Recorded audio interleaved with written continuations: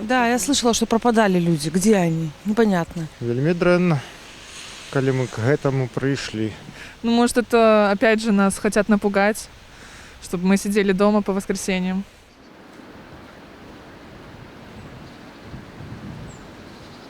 Естественно, ничего хорошего. Это страшно.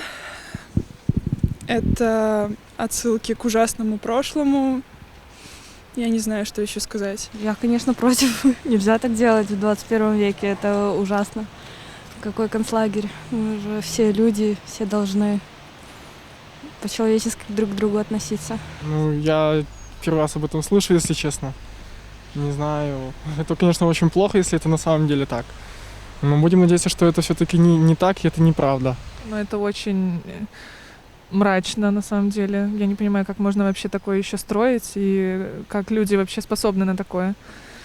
И конкретно Август показал, что люди, мы все за мир, за свободу, за любовь, никак не за смерть и насилие. Безусловно, я отрицательно отношусь к этому, потому что я считаю, что в 21 веке, опять же, как мы себя позиционируем страной в центре Европы, это недопустимо, недемократично и, естественно, неправильно.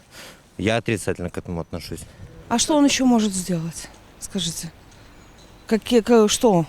Какой у него выход? Куда прятать людей? Может, для себя он его построил?